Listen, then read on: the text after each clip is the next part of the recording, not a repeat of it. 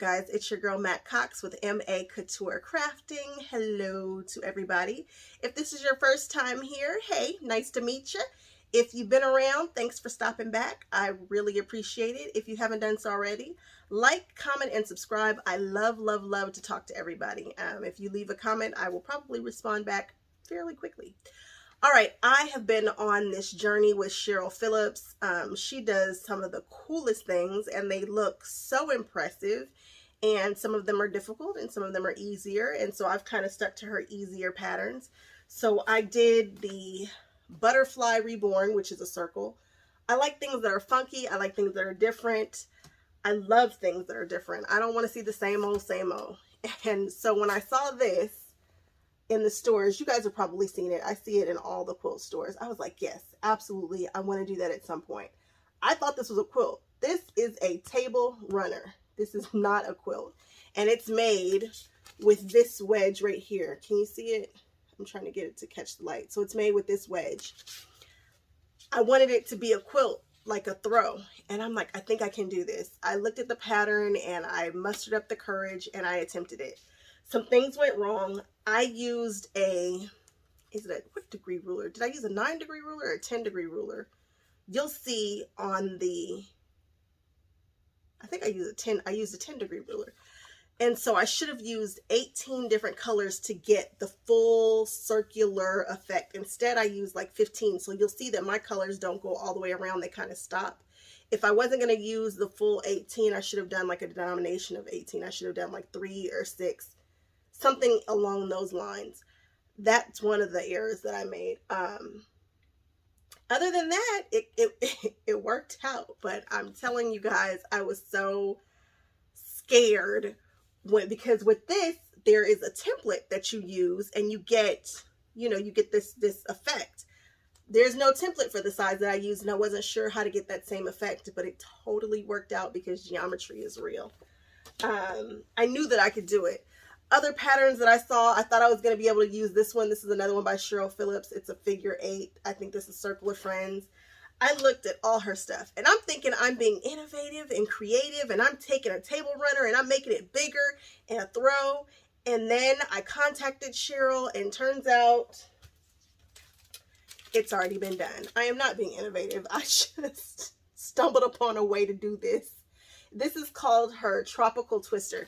So if you want to do what I did the proper way, grab this. It's an actual pattern.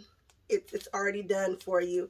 Slight differences. This uses a different ruler. And it's a different technique, believe it or not. The way that she gets to it and the way that I get to it are different. Same result.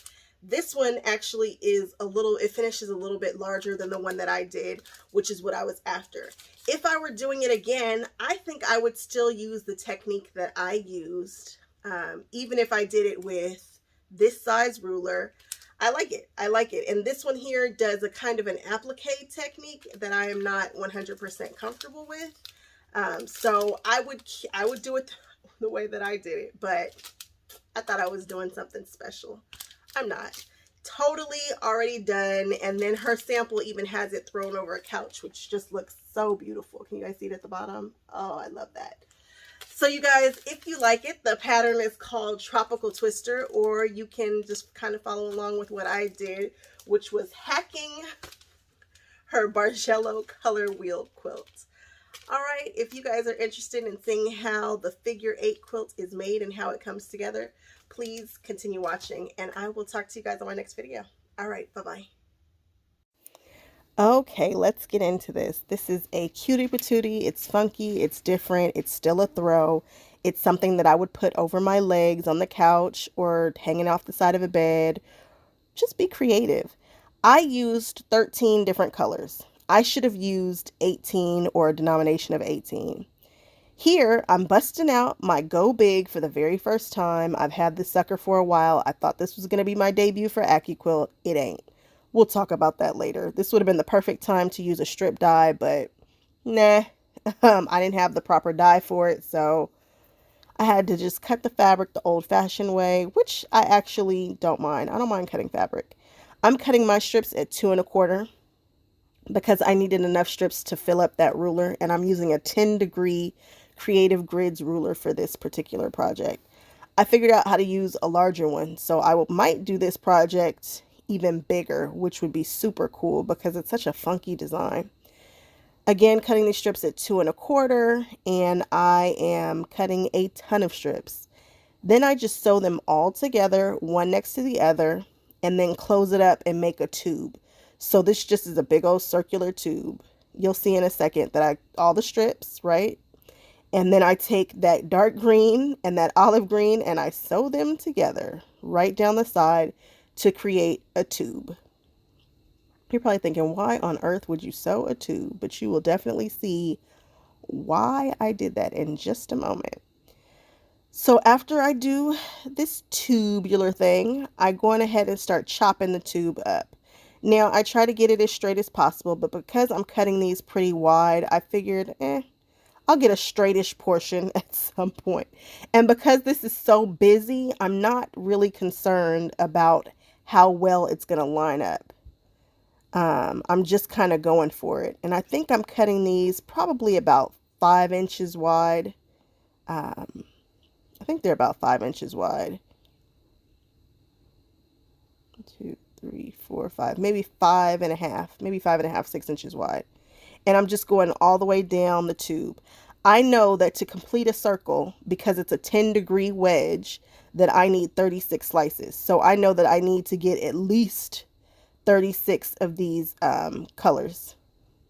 Well, I need double that amount because I'm making 2 circles, but 1 full circle will be 36 wedges, and each one of these little tubular strips here is going to make a wedge. So I started a color. I decided to start, it didn't matter where I started really, but I decided to start at this dark green.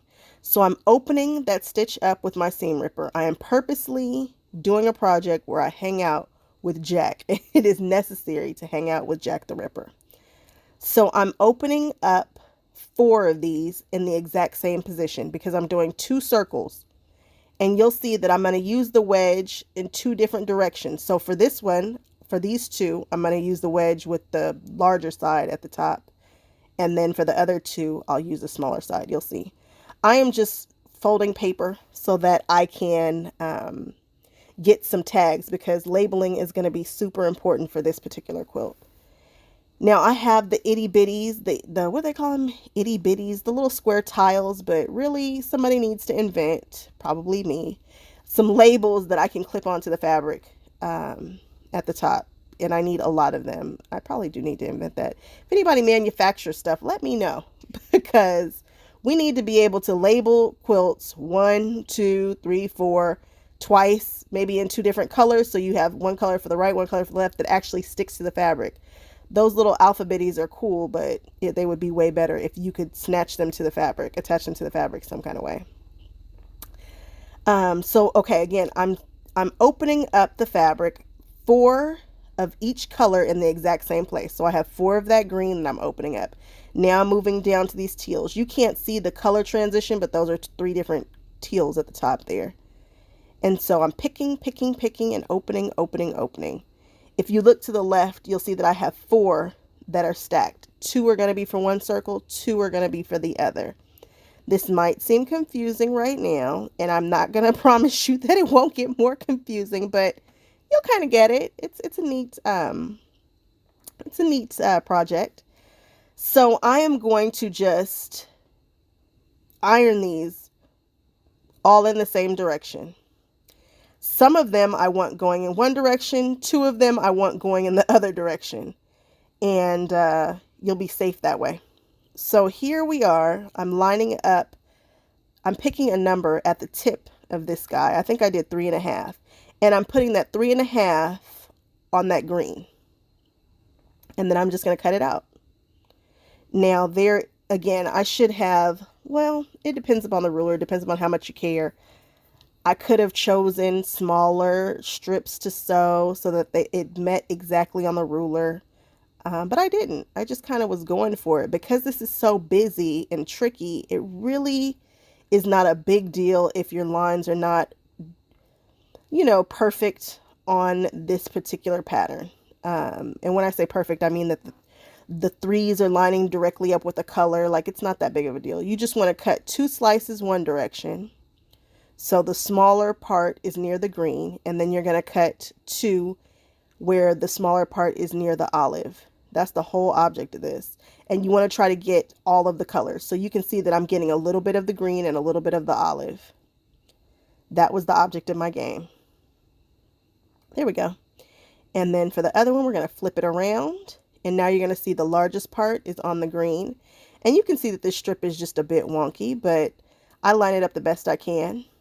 And again, because this quilt is so busy, you'll see that my points do not line up, but I still totally get the same effect. This is a pretty forgiving pattern in that way, and it looks really impressive. It looks like you have done something. And really, you've just, well, you'll see where the magic happens. So again, put that tip down there, and now we have 2 that are going one way and 2 that are going the other, and we're going to label these pieces.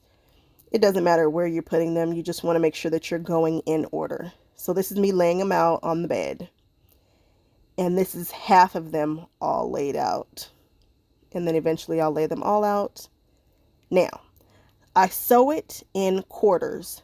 So I sewed the first, I forget how many strips this is. I forgot just that quick. But I'm sewing them up in quarters. So divide them equally in fourths and then sew them like that. And then now you're going to label set 1, set 2, set 3, set 4 for each circle. I've done 2 complete circles.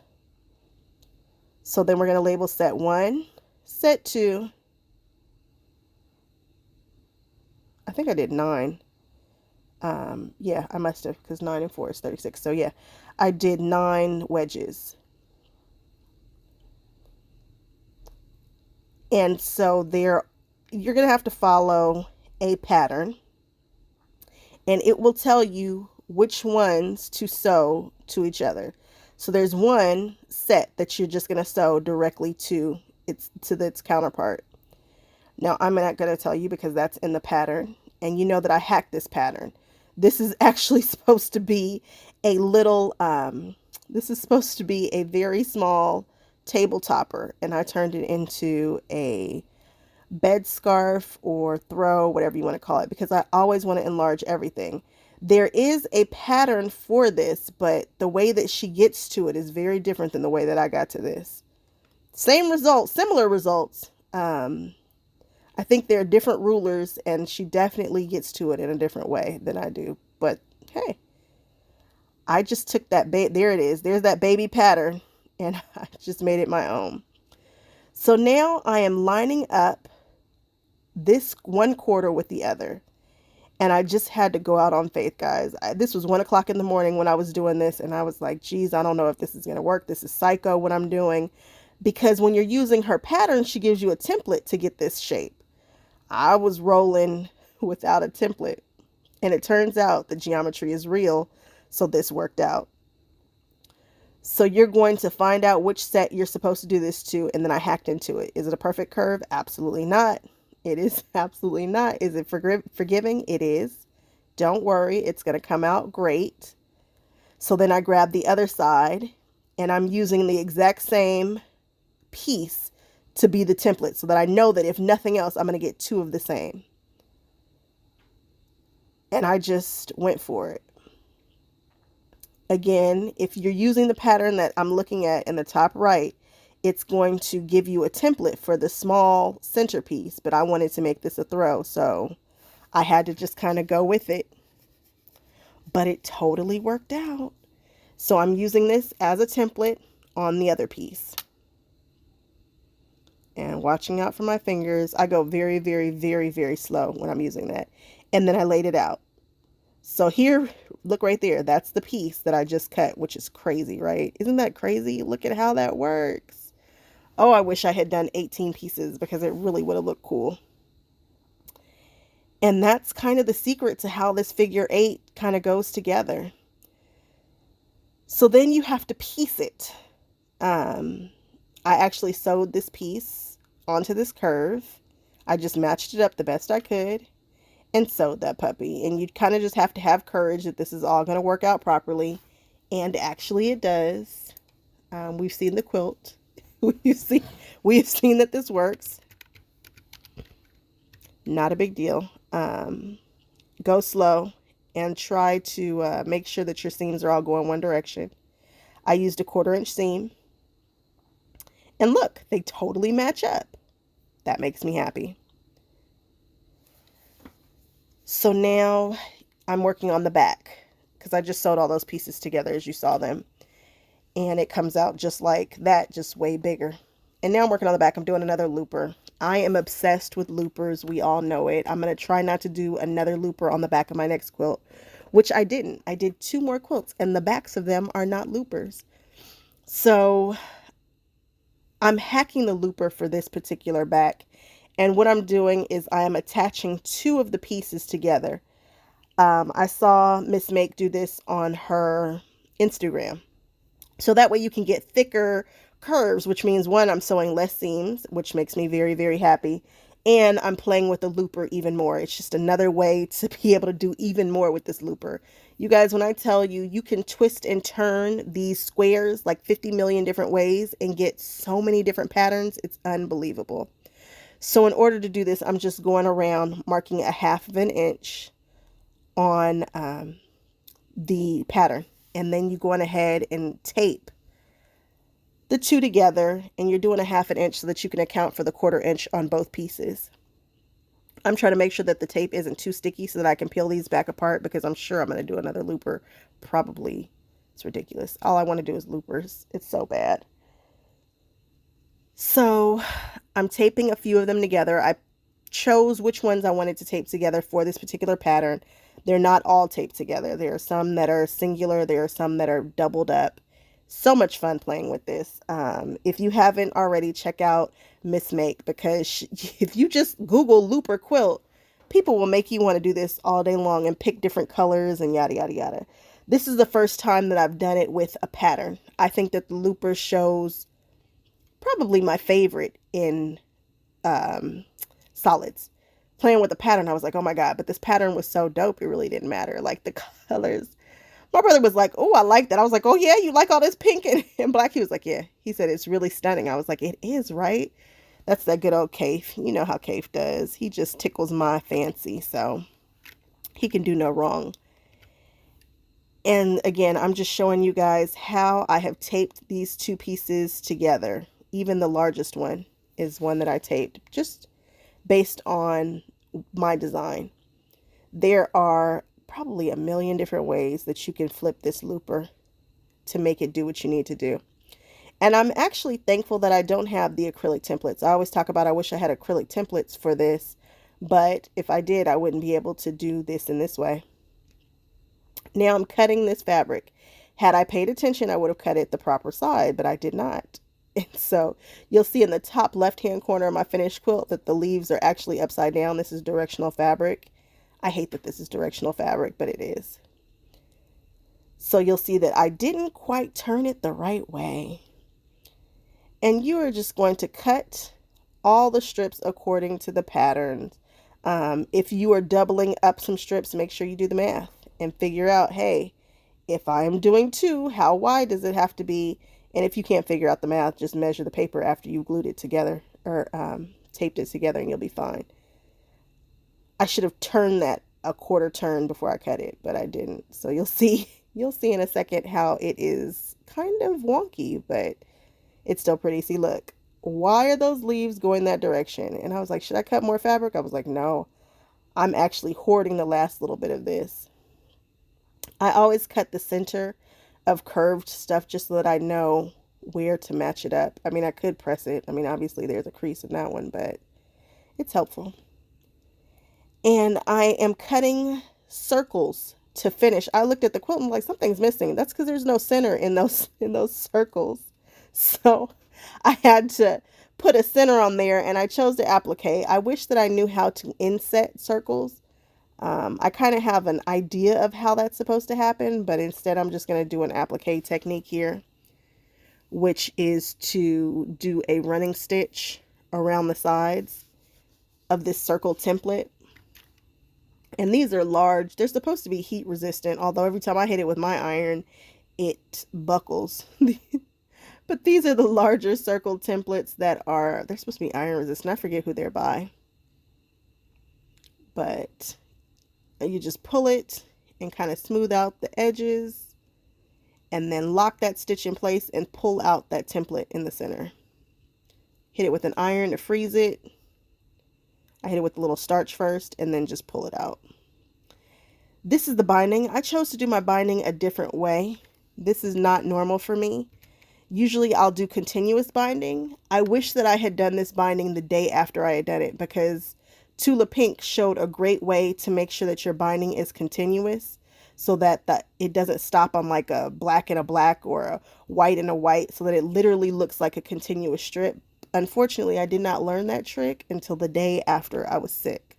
I was like, oh, I could have done this so much better, but you get what you get and you do not throw a fit. So this is a new way of me doing bias binding. I don't know where or why I thought to do it this way, but it's basically just cutting on a fine 45 and just cut so that your strips have some, so that they have some stretch to them. Some of the strips, as you see, will be facing one way. Some of them will be facing the other way. The ones that are facing the wrong way, which are the ones that are closest to me, we are going to use one of them as a template and cut it the right way.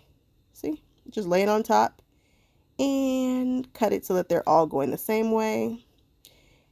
And if you can't figure out the fewest that you have that are wrong, make the rest of them right. So you guys know, at this point in time in my quilting career, all my quilts come with a bag. I have plenty of tutorials on how to make bags for your quilts. This one here, I'm just showing you that I made a tube with a tube turner, because I will no longer be using twill ribbon or any of that. Let's use up our scraps, guys, and cut those 2.5-inch strips and turn those suckers. And now we have drawstrings for our drawstring bag. I think that this is such a cool step. I think it's so cool in the presentation. If you're giving somebody a quilt, it is an extra step, but you probably have some leftover fabric. Let's do it anyway. So now I'm using that drawstring to go through my drawstring quilt bag. I don't think I boxed these corners. I think this is just a regular old bag. But isn't it pretty? And didn't I use up my scraps? Oh, that makes me happy, because I can't stand having a stash. It just drives me insane. So I'm using a bodkin. You can use a safety pin just to run it through. Now I decided to try something new and use a stabilizer for the bow in the bag. The bag, I just pieced for this bow, I just pieced some pieces together, the scraps that I had left over, because I cut that Cape fabric so badly. And I was running around chasing that pink fabric, which I bought all of it and we didn't know what brand it was. I learned a lot of lessons with this quilt. This quilt kicked my butt. But I just use the scraps to make a big bow. Why not, right? And the other lesson is, when you buy fabric, take a picture of the fabric that you purchased, or keep the selvage edge so you know who it is. And if you're doing solids that don't have a selvage, know what the color is, label it, put it in a baggie, and call it whatever the color is, because it's so important to know if you run out. And I did. I needed to get some more and couldn't get it. So I stuffed that stabilizer in there so that my bow would be, not floppy, like my other cave bow that I did, which was a floppy bow, which was fine. It was super cute, but this is cute too. And then I closed up the side, and then we fan folded it, which is perfect. And now I'm making tails. I decided to make 2 different size tails because I had the fabric and we're trying to use up fabric. So I did tails on one side and tails on the other, and you just cut it at a diagonal angle and sew a 1/4 inch and then turn it. So you'll see me do the larger ones here, and I'm cutting larger strips, thicker. No rhyme or reason, guys. There's no exact measurements that I'm doing. I'm just trying to make it make sense. I'm saying no exact measurements. Obviously, I'm doing something here, but not a big deal. So then I sewed it down on both of the sides, and the sashing part. And now we're turning it. And then you're just going to fold it and add it there. And do the same thing with the purple one. And it's a cutie patootie. Look at it. And then I just wrapped it with another piece of fabric and hand stitched it closed. I literally wrapped them together and fiddled with it. Bows are fiddly, you know, they get cute once you fiddle with them a little bit.